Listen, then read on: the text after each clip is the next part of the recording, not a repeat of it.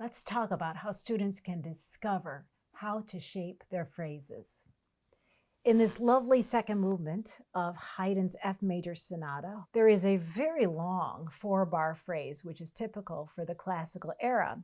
And the first part of the phrase has 2 little motivic patterns. It's followed by another 2 motivic patterns, and then there is one longer shape to finish that 4-bar phrase. It starts mezzo piano, and then there's finally a crescendo sign and a decrescendo at the end of the phrase. So if the student is going to play this exactly the way it's written or edited, they would play this.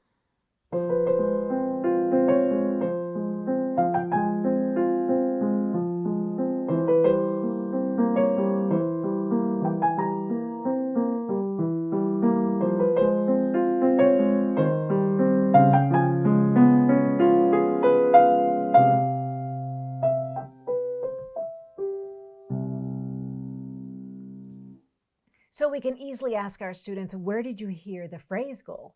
And they'll say, oh my gosh, well, it's marked in, and it definitely goes through those broken chords to this downbeat. And then we taper.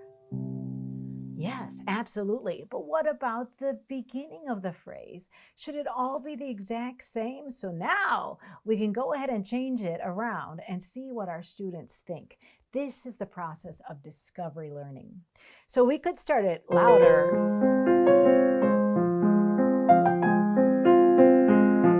Then we could make an echo.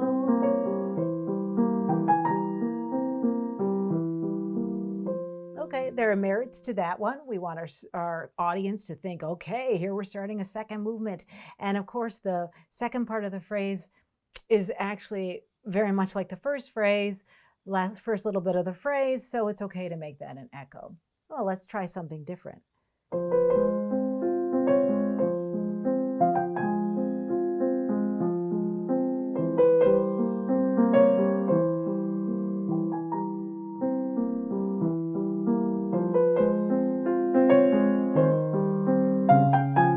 Okay, so we know what we want to do for the second part of the phrase.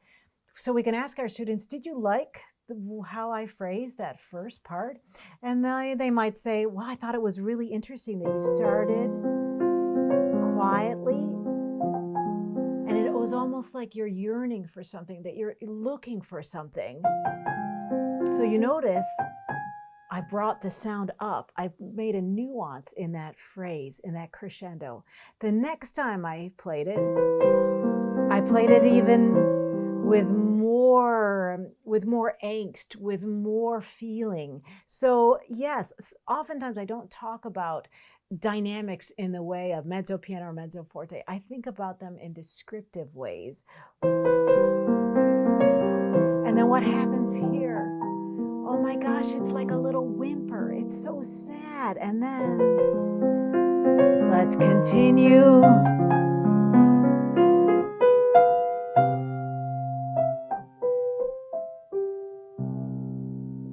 So in that way, the students can create their own way of interpreting this piece. What are some other funnier ways you could play? More heroic? Even more heroic?